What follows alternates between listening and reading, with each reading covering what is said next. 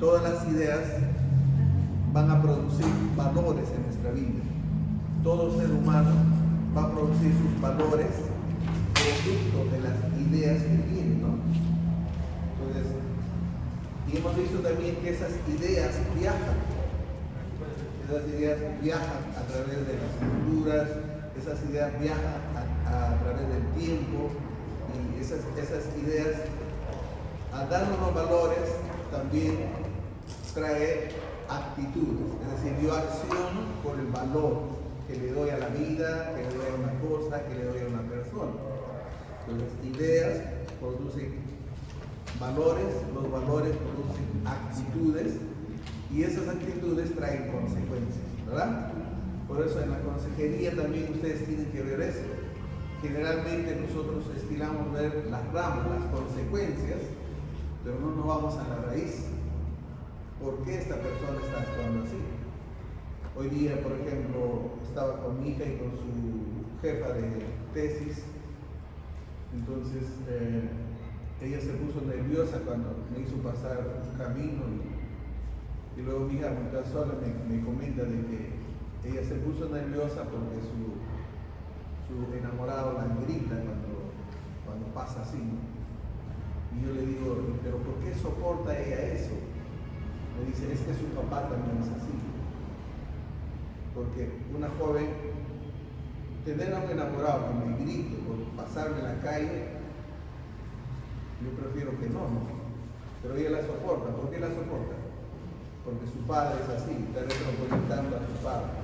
Entonces, todo eso siempre va a afectar en todas nuestras vidas. Ahora, el propósito de todo esto que estamos mirando es que nosotros nos demos cuenta que estamos influenciados por cosmovisiones, tenemos una manera de mirar las cosas, pero nosotros tenemos que mirar con una perspectiva teísta, es decir, estamos viendo que nosotros como cristianos debemos mirar las cosas con un anteojo blanco, como les decía, un anteojo a la luz de la Biblia. Y eso va a producir una transformación. Por eso nosotros no nos vamos a conformar con el pensamiento que ya hemos visto. Nos tomamos como ejemplo la pobreza. ¿Por qué la pobreza? Y hemos visto que los diferentes pensamientos, bajo una lupa, bajo un estudio científico, quedan en nada, ¿no? Prácticamente es una utopía, es un mito, no es una realidad. Ahora, siguiente Renato, por favor. Como estás grabando, te voy a hacer así nomás. Entonces, la mentalidad lo determina todo, y nuestro texto base para nosotros es transformados por medio de la renovación de nuestro entendimiento. Entonces, todos nosotros tenemos que entender que debemos renovar nuestro entendimiento. Esto es opuesto a la cultura mística que tenemos los cristianos. Los cristianos no tenemos la cultura de estudiar. Los cristianos tenemos la cultura de simplemente orar, ayunar y creer que con el ayuno y la oración va a cambiar todo. Pero Jesús en algún momento dice, amarás al Señor tu Dios con todo tu corazón, con toda tu alma, pero con toda tu mente. Con toda tu mente, ¿cierto? ¿Dónde están las ideas? Están aquí dentro, ¿cierto? Entonces Pablo justamente dice, transformados por medio de la renovación de nuestro entendimiento. ¿Eso qué quiere decir? Que cuando uno viene al camino cristiano, cuando uno viene al cristianismo, tiene que renovar su entendimiento. Un ejemplo bíblico, muéstrame un ejemplo bíblico.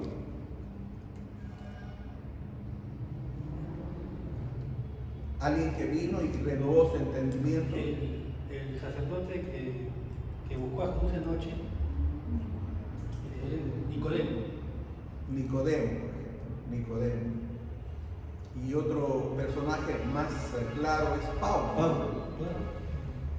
Pablo viene erudito, pero va a tener que renovar todo su entendimiento.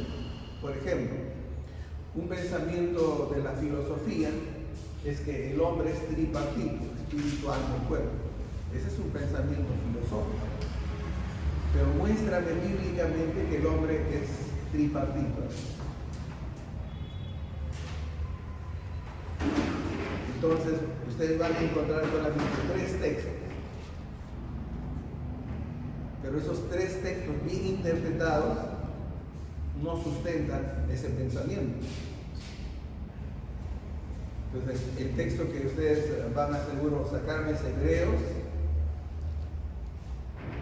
Pero si tú analizas bien ese texto, no tiene pie para sustentar. Me van a sacar Tesalonicenses, que es una despedida, no es una doctrina. Y Pablo nunca más menciona que el hombre es tripartito. Pero si yo les llevo al inicio, a los orígenes, a Génesis, y vemos cómo Dios formó al hombre. A ver, hagan memoria, ¿cómo es que Dios forma al hombre? Toma el barro, le da forma, ¿y qué más hace? Le da un soplo, ¿y qué dice? Ser un ser viviente. Digo que Hacer un ser viviente. un ser viviente. Materia, espíritu, materia, espíritu, uno. ¿Qué pasa si el espíritu sale de la materia? Muere, ¿cierto? ¿Qué pasa si hay espíritu y no hay materia? Entonces, el ser humano es una composición de materia y espíritu, por eso un ser viviente. No es ni bipartito, no es ni tripartito. ¿De dónde se introduce eso en la teología? Es a través de la filosofía. ¿Es malo? No es malo. Pedagógicamente para estudiar al hombre se puede usar, pedagógicamente. Pero la composición del hombre no es ni bipartito ni tripartito. Les estoy introduciendo porque ahora vamos a llegar a un punto donde ustedes se van a dar cuenta. Sí, Pastor, en la Biblia tampoco menciona la Trinidad. ¿Cómo? En la Biblia tampoco se menciona la Trinidad. Claro. O sea, la palabra Trinidad no se menciona en la Biblia. Pero sí existe la Trinidad. No, sí, le digo, pero no existe la palabra Trinidad. Pero sí está la Trinidad. Ya, pero ¿cómo se llegó a definir el Dios como un trino? También mediante el estudio, ¿cierto? Ya, Y ahora, mi pregunta es la siguiente.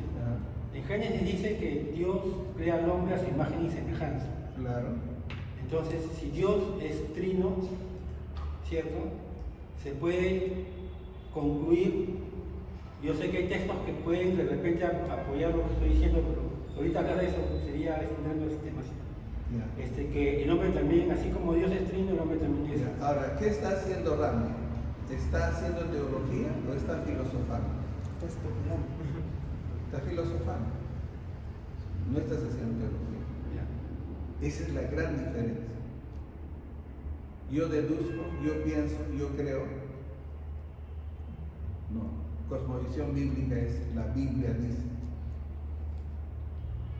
La palabra de Dios dice. ¿Ya? Ahora, yo no puedo introducir una idea al texto. Ya no sería exégesis. Eso se llama exégesis. Es decir, yo meto una idea al texto y hago decir al texto lo que mi idea ya ha preconcebido. ¿Cómo le dicen? ¿Idea o es interpretación? Sí, pero ya voy con una idea preconcebida para interpretar el texto. Y hago decir al texto lo que yo quiero decir al texto. Porque si vamos a ese lado, la Biblia dice, y si la Biblia no dice, y la interpretación de eso. Ahora, cuando dice usted la Biblia hay dice, mucha contradicción. tiene que ser interpretada. Bien interpretada de acuerdo a su contexto. Claro. Entonces, la otra parte es hacer exégesis. ¿Qué es exégesis? Extraer lo que el autor dice. Voy en blanco y entiendo lo que el autor dice. Lo que el autor dice, eso voy a decir. Entonces, esa es la diferencia entre yo hacer una exégesis y hacer una eisegesis. Entonces, todos nosotros tenemos por eso que renovar nuestro entendimiento, pero a la luz ahora de la palabra de Dios, ¿cierto? Porque la cultura puede decirme una cosa, la filosofía me puede decir una cosa, la ciencia me puede decir una cosa, pero ¿qué dice la Biblia? Ahora, nosotros hemos encontrado la claridad de que ya, por ejemplo, la Biblia, ni la ciencia misma puede contradecirle, la arqueología no puede contradecir. El único libro que no puede contradecir la ciencia es la Biblia. Todos los otros libros están ahí, quedaron en el olvido, pero la Biblia no, ¿no es cierto?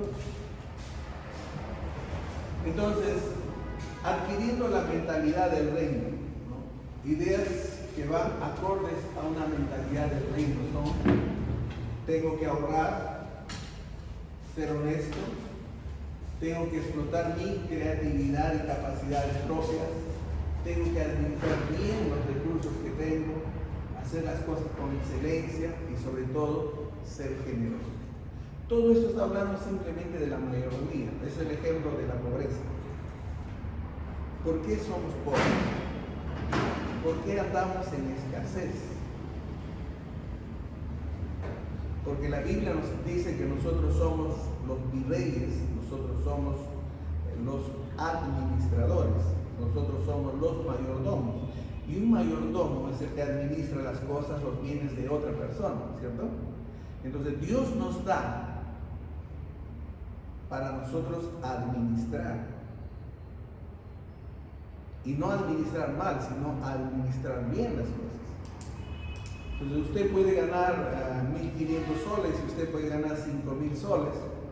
Eso no es la diferencia. Usted, cómo usted lo administra, lo que el Señor le da. Como el de los talentos, ¿no? Es igual como los talentos, claro. Cómo usted administra sus bienes. Si por ejemplo usted tiene la cultura de ahorrar, la cultura de ser generoso, porque el principio en el reino de Dios, miren, la mentalidad en el reino de Dios es más bienaventurado dar que recibir. Pero la mentalidad fuera del reino de Dios, ¿cómo es? Hay que recibir para dar. Hay que recibir para dar, ¿no? Pero en la mentalidad del reino de Dios, el principio en el reino de Dios es más bienaventurado dar que recibir. La viuda solo tenía para ella. Y el profeta le dice, dame. Generosamente da, ¿no? Y es sustentada a ella, ¿no? La multiplicación de los peces y los panes. No hay para comer. Toma ese pez y ese pan y es multiplicado. Es decir, cuando uno tiene la mentalidad del reino, va a tener que variar las cosas en mi mente. Ahora voy a poner un ejemplo sencillo. El hermano Andrés está yendo por la avenida Javich y antes de la avenida Javich hay una señora ancianita que está pidiendo limosna. Está pidiendo limosna. Y el hermano Andrés se para. ¿Cuánto le daría ese hermano Andrés a esa ancianita? 5 soles le darías, no menos. 5 soles, no menos. Usualmente, ¿qué hacemos nosotros? La más pequeña. Buscamos el sencillo, ¿no? Ahora, entonces yo pregunto, ¿con qué mentalidad estás dando? Con lo que te sobra más o lo que Sí, pero ¿qué mentalidad es esa? La mentalidad tiene que ser con lo que tu corazón siente. O sea, lo que tú deseas darle. Pastor, pero yo he preguntado y me han comentado amigos que las personas que piden limosna, así de sol en sol, al final del día sacan como 200 soles. Entonces, yo antes sí les daba un sol, pero no, ahora doy 20 céntimos más. Ya, ahora, ¿la idea de quién está usando? Esa es una idea del reino. Pero pastor, dice la Biblia, no des tus perlas a tus cerdos. Un texto para sustentar una idea que no es del reino. Es fuera de contexto.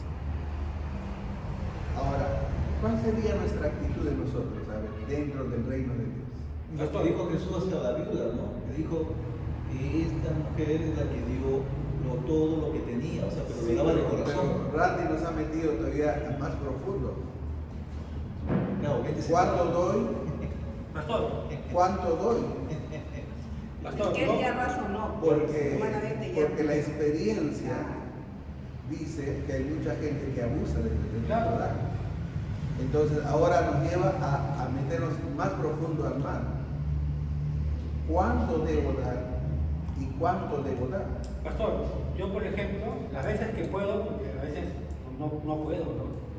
Las llevo a almorzar. O sea, cuando veo personas en la calle, voy y les invito a almuerzo. Ya, pero otra vez les estoy Pastor, llevando. pero también depende, por ejemplo, si uno va a la calle, también a veces no llevas todo dinero, ¿no? Pero dependiendo, si tienes y le puedes dar todo, porque, pero si también de repente tienes un sol y le das eso, pero no es porque no quieras darlo, sino es lo que tú tienes en ese momento. A ver, suponga que usted está llevando 100 soles. Y ya. ¿Sería capaz de darle los 100 soles? Dependiendo, Ahora, si no le la das- mayoría de nosotros damos con una cosmovisión materialista. Ya, como dice, le engaña, entonces saco los reales y simplemente trato de calmar mi conciencia.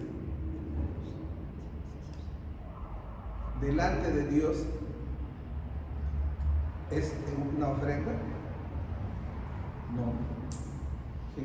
Pero está mal, Pero es está decir, mal. cuando compartes, pero no es la intención del corazón lo que cuenta, porque si de verdad te estás compartiendo con la intención de ayudar, aunque sea en lo poco, está mal. Si es simplemente para calmar mi conciencia, está mal. ¿Y cómo puedo diferenciarlo? Eso. ¿Cómo puedo diferenciar? ¿Cómo puedo saber cuándo dar y cuánto dar? Los cristianos tienen la capacidad de discernirlo. Sí. Pastor, dice la Biblia que Dios pone en nosotros el querer y el hacer. Ya por eso, ¿cuándo vas a saber si le vas a dar los 100 soles o Por no eso. le vas a dar? ¿Cuándo? ¿Cómo? Cuando yo discierno, pastor, cuando yo discierno, cuando darle, por ejemplo, había una anciana que venía aquí, se paraba en la vía Nicolini pidiendo limosna. Bueno, yo le daba su sol. Y después me entero que la señora era dueña de un edificio al costado. Ya, pero no has discernido, te has enterado. ¿Eso no dice bien?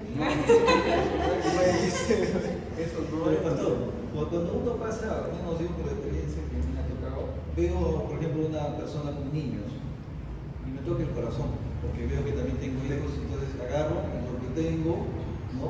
Tengo acá 20, 30 soles, 10 soles, agarro y le doy 5. Te compadeces. Me compadezco, o sea, pero me siente el corazón grande. Por eso es una compasión. Es movida por compasión. Entonces, Hay un texto en Proverbios, Dios, Él es el que pesa en los corazones. Entonces, si tenemos una comunión constante con Dios, genuinamente donde avancemos por el camino que nos encontremos, tanto el que provee la necesidad como al necesitado, va a hacer que nos crucemos para que demos de corazón, sabiendo que estamos ofrendando a Dios porque estábamos con Dios. Pienso que puede ser así. Ya, ¿quién me puede ayudar a entender? no, y usted más bien, ¿cuánto daría? Claro, Claro, nos dice, no, usted, Ni me preguntes, hermano, yo a veces he dado más de mi sueldo. ¿pero por qué? Por eso. ¿Por qué? Ahí está Pero la respuesta. no, es que aprendan. Ah. ¿Quién me enseña? ¿Quién me enseña? Dilo fuerte. ¿El espíritu? El Espíritu Santo. Por favor, mentalidad del reino. No es que dice el periódico, no, dice mi compasión, no. Todos nosotros tenemos al Espíritu Santo. Y el problema es eso que has dicho tú, comunión con el Espíritu Santo. Pero ¿quién toca el corazón? Es el Espíritu ¿Quién Santo. le induce a hacer eso? No, Es el Espíritu. escucha. Tu pena te puede mover. No, Tu emoción te puede mover. Entonces, el Pero Espíritu que ¿cuál? nosotros nos hace hacer eso. No, Si no, ¿cuál? yo no tendría el Espíritu. Hermano César, les estoy llevando a una profundidad. Por ejemplo, dice, a ver, les pregunto, ¿ustedes saben cómo orar? ¿Saben cómo orar? En la Biblia nos ha enseñado. Nadie sabemos cómo orar, dice Romanos 8. Bien claro. Pero Jesús dijo que enseñó a los discípulos. No y de sabemos, ahí parte todo no el resto. sabemos, no, dice Romanos 8, no sabemos cómo orar. ¿Y qué dice Romanos 8? Que el Espíritu Santo nos ayuda en nuestra debilidad cómo orar. Por eso es que nosotros tenemos que profundizar, meternos un poquito más al mar. Cuando yo voy a dirigir la oración, cuando voy a orar, no tengo que hacerlo simplemente porque lo tengo que hacer, sino debo dejar que el Espíritu Santo me ayude. El Espíritu Santo me ayude. Yo tengo que entrar primeramente, ¿qué enseña el Padre nuestro? De frente a pedir. ¿Qué es lo primero? Claro, tengo que entrar primero en esa comunión con el Espíritu Santo y dejar que el Espíritu Santo, ¿no es cierto?, comience. Y dice la Biblia que la oveja sabe oír la voz del pastor. Ahora, les estoy hablando, esa es la mentalidad del reino. Entonces, hermano César, si usted me dice cuánto da, le voy a poner un ejemplo. Yo estaba juntando para la quinceañera de mi hija. Y en un momento estábamos en la reunión pastoral y se estaba pidiendo para el terreno que estaba apostado. Y mientras estábamos ahí, el Señor tocó mi corazón y entregué todo lo que era la quinceañera de mi hija. Mi esposa se molestó, mi hija se molestó. Y entregué todo. Y la quinceañera de mi hija se hizo de lo mejor. Sí, pero es porque es Una vez yo tenía para comprar mi motocicleta en la mano. Y el Espíritu Santo me dijo que lo dé todo. Y lo di todo. Y siempre tenía la mentalidad de yo tener la motocicleta para hacer la obra del Señor. Y cuando yo fui a Moyobamba, me dio ese carro. Ahora, yo no vi en ese momento pensar solamente que yo tenía, y todavía yo me rehusaba a dar, decía, no, si eso es para tu obra. Y al final no pude, y tu hermana Celia tomó. Era para comprar una motocicleta nueva hace 30 años. Había juntado para comprar una motocicleta nueva. Y lo entregué. Pero no me entregué simplemente porque quería que me vean o porque me dijeron algo.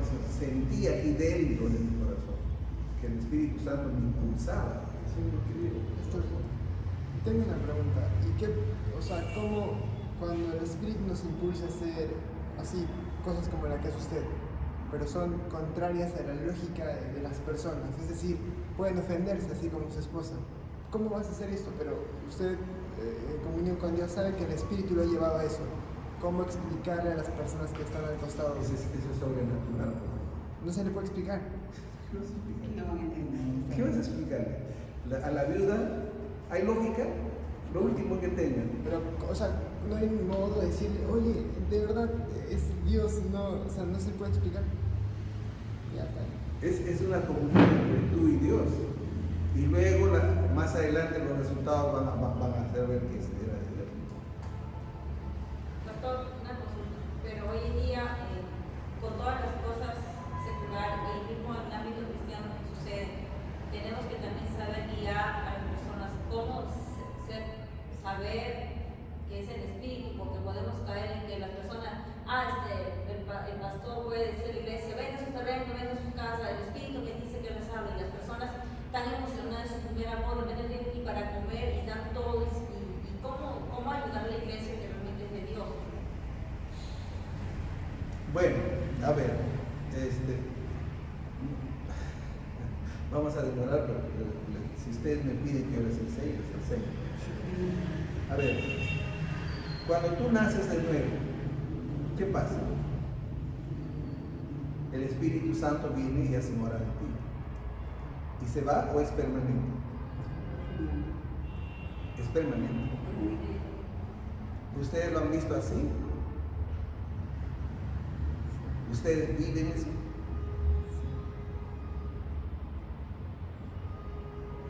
¿Por qué dicen, demos la bienvenida al Espíritu Santo? ¿Por qué creen que cuando van a ayunar recién el Espíritu Santo se va a manifestar? Si me haces esa pregunta, tú desde el inicio tienes que enseñar eso a tu nuevo creyente.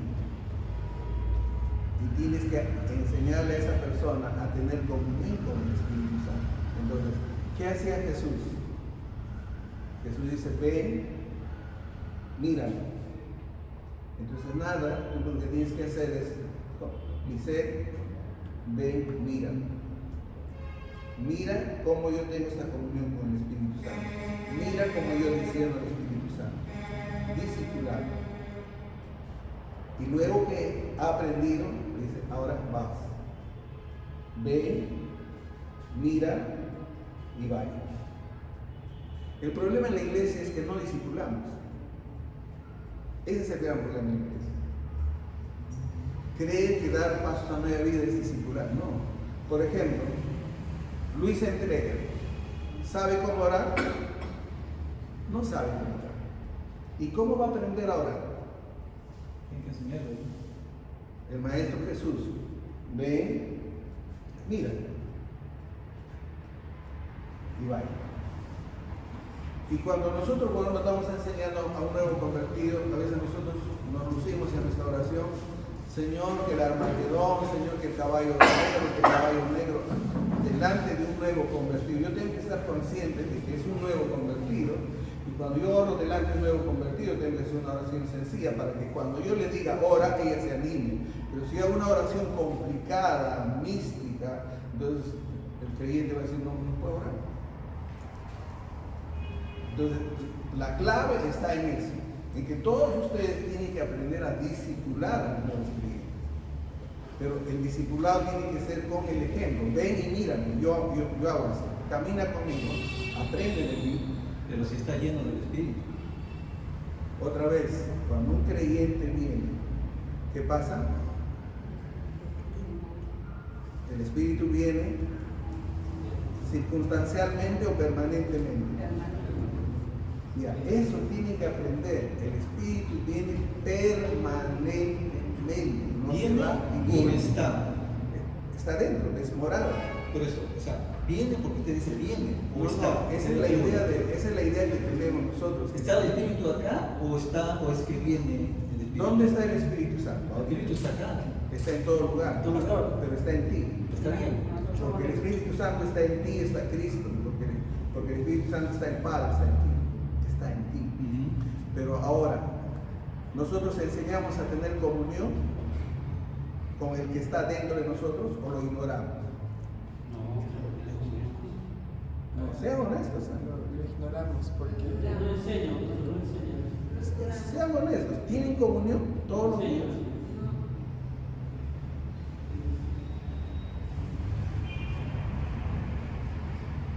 Él quiere hablarles. Él quiere guiarles. Él está ahí. Él no se va. Si un día mientes, ¿se fue? no. No. Está. Por eso es la razón de que Nate le decía que cuando uno ve a una persona así, el Espíritu te hace contristar, te hace piadoso, te hace bondadoso. Por eso ya cuando usted es dirigido el Espíritu Santo. Pero hay momentos donde el Espíritu Santo no te va a decir. Pero toca tu corazón. No, hay momentos en que no. Pareciera duro, pero no. Aún tú reniegas, el Espíritu Santo está ahí. Escúchame, el Espíritu Santo es permanente hasta que me entristezcas, que ese es un proceso. Te pongo el ejemplo de Sansón. ¿Cuándo se lo dejó el Espíritu Santo? ¿Al inicio? en un solo error. Eso que el Espíritu Santo no estaba en él, estaba con él. Toda caída es un proceso, no se cae de la noche a la mañana, es un proceso. Bueno, sí, Pastor, y lo que usted está enseñando es teología, ¿cierto? Que el Espíritu Santo está permanentemente en nosotros. es Biblia. Ya. Entonces, la salvación no se pierde. Hebreos dice que sí. Pero si el Espíritu Santo está en nosotros permanentemente y así cometamos errores, el Espíritu Santo nos lleva, según Juan, que nadie, no dice, ninguno diga que no ha pecado, ¿no? No, tú estás poniendo palabras en mi boca. Acabo de decir que puedes entristecer Ya. y el Espíritu Santo puede irse de ti. Y ahí uno pierde la salvación. ¿Qué dice Jesús? Tu casa está vacía, el enemigo ya no viene solo, viene con 7 peores. Claro. Tu posterior estado viene a ser peor que lo primero. Y Jesús mismo lo dice. Ese es Eso cuando, no es teología, es palabra de Jesús. ese es cuando la casa está vacía. ¿Por qué? Porque ¿cuándo está vacía tu casa? Cuando dejo de orar, dejo de tener comunión con Dios, dejo de interesarme por leer la Biblia, dejo de tener comunión con el Espíritu Santo. Cuando te apartas. Cuando te apartas. Totalmente. Cuando entristeces al Espíritu. No, pero ahí Saúl, David, en los Salmos, incluso en los Salmos habla, él exclamaba que no deje, le clamaba a Dios que no deje que el Espíritu se aparte de él. ¿Cuándo está diciendo David eso? En Salmos. Salmos 54. ¿Cuándo está diciendo? ¿En qué contexto está diciendo? Cuando pecó con Bexabé. Pastor, Por eso digo, Claro. entonces el Espíritu No, pero ¿en Santo qué contexto está diciendo? ¿Me entiendes? No, el texto no se puede interpretar sin contexto. ¿En qué contexto lo está diciendo? Y luego recién yo lo puedo llevar a aplicar. Sí. Pastor, además dice la palabra que el pecado nos separa de Dios. No solamente es por leer, por orar, sino porque no vivimos la palabra. Nosotros como creyentes tenemos que aplicarla. Por eso estoy diciendo, es un proceso, no es en un error. Pastor, disculpe, para terminar, en todo caso, perder la salvación es bien difícil, porque Dios, el Espíritu Santo, va a hacer todo lo posible por tratar de retenernos, no hacernos recapacitar y todo lo demás. O sea, no es fácil perder la salvación. Es un proceso, ya he dicho. Es un proceso. Disculpe, ustedes se habrán dado cuenta que hay, no un problema, pero sí hay una pequeña discrepancia entre todos nosotros, incluidos, en que nosotros queremos que sí se pierda la salvación y otros piensan que no se pierde. Yo, mi pregunta es, ¿eso se debe dar un poco a lo que usted dijo de la pasada de la que sí, o sea, estamos predestinados, o mejor dicho, hay unos escogidos y otros son llamados? O sea, esas dos cosas no pueden ir a la vez, no pueden ir juntas, caminando juntas, porque pienso que si en la Evangelio de Jesús, Jesús dijo que de tal manera amó Dios al mundo, Dios dijo para que todos aquellos que crean no se pierdan. O sea, está diciendo que universalmente la salvación está dada, pero hay una condición, más abajo dice, el que rehúsa en no creer ya se ha condenado. Son dos rangos, dos caminos que yo pienso que pueden ir a la par. Hay ese problema. Sí, pero es que, otra vez voy, ¿vas a filosofar o vas a hacer teología? No, pero Si yo voy a razonar el texto, voy a razonar. Voy a ir con la razón. Entonces, eso es lo que pasa. Ahora, cuando dice que Jesús murió por todos, sí, Jesús murió por el pecado de todo el mundo y por todas las edades. Por el pecado que vas a cometer desde aquí a 5 años ya Él murió. Entonces, eso se refiere a eso. Ahora, ¿quiénes se benefician de eso? No todos. Entonces entra el libre albedrío. El Espíritu Santo viene y toca y tú decides aceptar o no aceptar. ¿Cierto? Entonces ya no depende de la predestinación de Dios. Ahora, en la presciencia de Dios, Él sabe de aquí a 5 años dónde voy a estar, pero es el preconocimiento de Dios. Entonces, cuando ustedes ya se encuentran con palabras claves así, uno tiene que ir al original para interpretar bien. Entonces, lo resolvemos de una manera sencilla. Hay textos donde hablan de que Dios ha predestinado al hombre para la salvación. Sí. ¿Hay textos en la Biblia donde habla que el hombre puede perder la salvación? Sí. Entonces hay que armonizar eso. Pero a la luz de la Biblia, no a la luz de una postura teológica, sino a la luz de la Biblia. Yo comienzo a leer la Biblia, toda la Biblia, comienzo yo a extraer lo que dice la Biblia.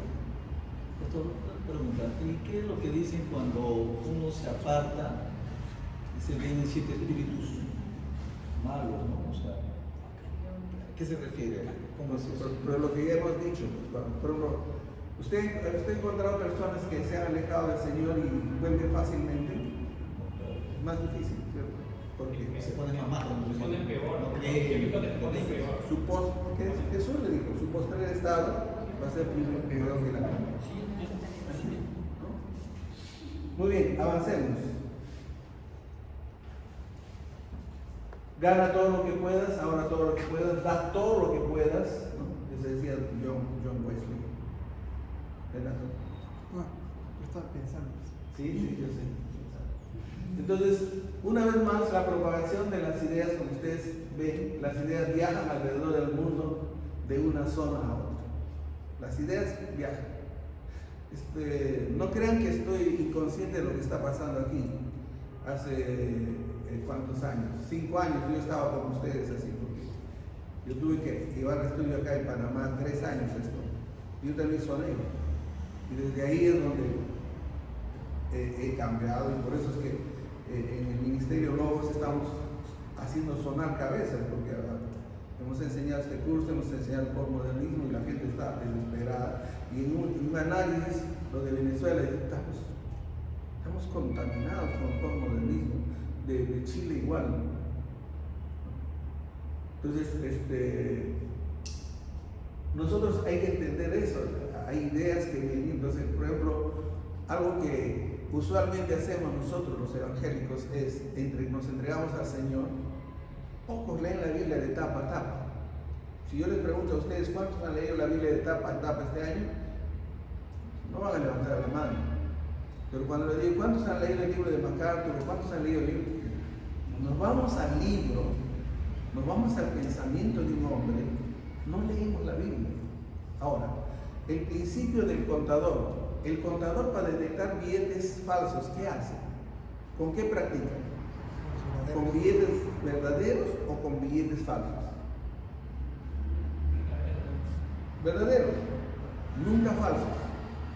Entonces, el tacto de su lleva está tan familiarizado con lo verdadero que cuando viene un falso, ¡pum!, lo detecta. ¿Ya? Y nosotros tenemos que ser igual. Tenemos que leer la Biblia, comer la Biblia, la verdad. Y eso, cuando ya leamos libros, cuando escuchemos, nos va a hacer detectar las ideas equivocadas. ¿No? Tenemos que volver a la verdad, leer la Biblia. Eso es lo básico, la Biblia. La devocional de sus hijos debe ser leer la Biblia de tapa a tapa. Aunque no lo entiendan, pero de tapa a tapa.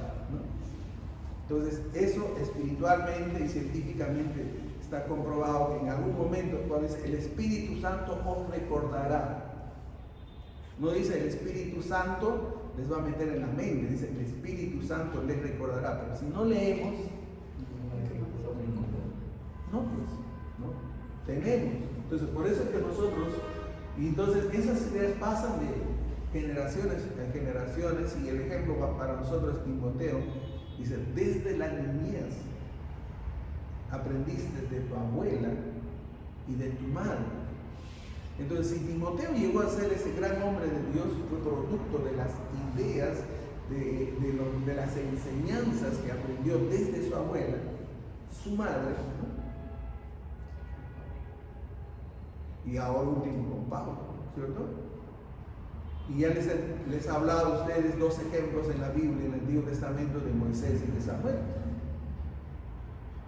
Y ustedes pueden ver también en el libro de Jueces, ¿por qué la tercera generación no buscaba a Dios? Ya habíamos visto que cuando van a entrar a la tierra prometida, Moisés les recuerda todo el Deuteronomio. Pero cuando entran, dice, cada uno hacía lo que bien le parecía. Pero deberían hacer de acuerdo a la palabra de Dios. Pero cada uno hacía. Y la siguiente generación, ¿qué pasó con la siguiente generación? No conocía. Entonces nosotros tenemos que entender eso, que las ideas pasan de generación en generación. Ustedes jóvenes, por ejemplo, tienen que formar una generación más bíblica. Pero si ustedes comienzan a practicar desde ahora,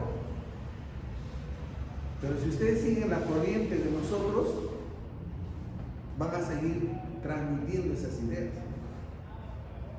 Y verticalmente las ideas se difunden a las culturas a través de las clases sociales. Eso está comprobado.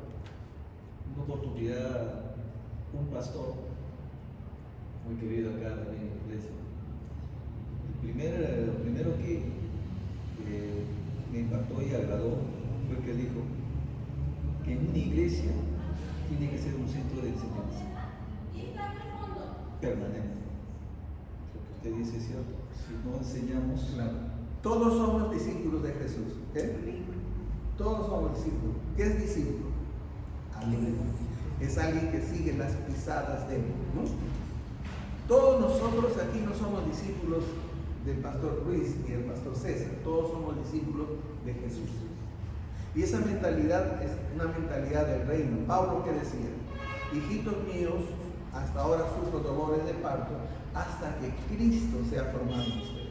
Así que mi interés de mí no es que se forme mi personalidad, es la personalidad de Cristo. Y Pablo decía, sed imitadores de mí como yo soy de Cristo, ¿cierto?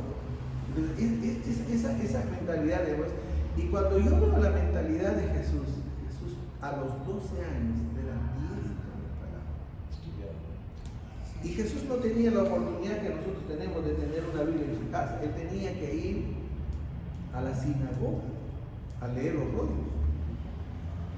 ¿Eso qué quiere decir? Para que Jesús tenga ese conocimiento a los 12 años, era un gran estudioso. Dice que el abuelo, el papá de José, era un sacerdote, el maestro de la Biblia, y él es el que le transmitió también las enseñanzas. Podría ser porque no está en la Biblia, ¿no es cierto? Pero lo cierto es que la sinagoga era su centro de estudio, era su centro de estudio. Pastor, a veces la gente opina que Jesús sabía todo eso porque él era Dios, ¿no? Pero Jesús, cuando aprende, él lo aprende como hombre, así el procedimiento que cualquiera de nosotros podría haber seguido. Claro, tú le sacas Filipenses y le haces entender que Jesús se despojó, se anodadó y se hizo 100% hombre. ¿Por qué? Porque tenía que identificarse con nosotros. Porque si no hacía eso, su sacrificio no sirve para nada. Mejor no pregunto. ¿Ya? Entonces, ahora, todos nosotros tenemos que entender y tenemos que tener claro eso, ¿no es cierto? Las ideas se propagan a través de la cultura, a través de las religiones, a través de las filosofías, ¿no? Las ideas se propagan. Hoy nomás, por ejemplo, estaba escuchando a un ilustrador de zapatos, decía, yo no creo en Dios. ¿Por qué no creo en Dios? Porque creer es algo, es un ideal. Yo pienso en Dios, ¿no? Sí, yo no creo que me va a ayudar. Yo pienso que me está ayudando. ¿Esa idea de quién es? Albert Einstein. Es una idea de un intelectual que se va paseando y un ilustrador de zapatos ahora lo repite, ¿no? Y nosotros tenemos en las religiones, por ejemplo, la nueva era. ¿Quiénes van a la nueva era? ¿Gente de nivel bajo? No, va hasta gente profesional. ¿Por qué? Porque el ser humano quiere saber por qué está aquí y a dónde va. ¿Y quién le da la respuesta? La New Age, dando respuestas, pero con ideas equivocadas, por supuesto, ¿no es cierto? Igualmente nosotros vemos la música, el arte, son medios por donde van las ideas. Por ejemplo, este movimiento este movimiento este movimiento donde están los gays, las lesbianas, LGTBI, la música, los artistas, te van metiendo. Eso como broma en una canción. Claro. Hace años. Claro, así, se va metiendo. Se va metiendo. Entonces, está comprobado, por ejemplo, que tu cerebro, aunque no entiende, aunque escucha música de otro idioma, en la noche tu subconsciente lo traduce, y por eso es que los jóvenes están normal, así como Renato, y de aquí a 2 años están todos con el pelo parado, por tanto escuchar el rock. Entonces, su subconsciente, y eso lo reproduce en una acción. Igualmente las leyes, la política, la economía, ¿no es cierto? Y todo eso va hacia el pueblo. Así. De eso debemos estar conscientes nosotros. De eso debemos estar conscientes nosotros. Entonces ahora, frente a toda esa situación, ¿qué hacemos nosotros? ¿Qué estamos haciendo nosotros? Les voy a contar el testimonio.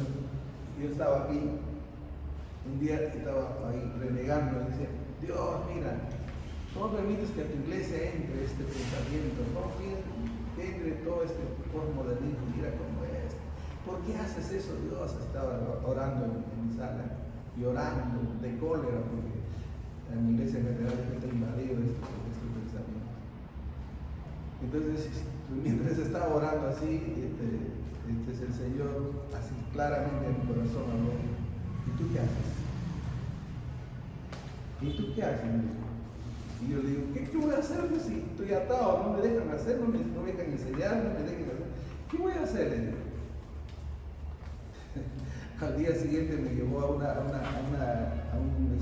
una conferencia con John Maxwell.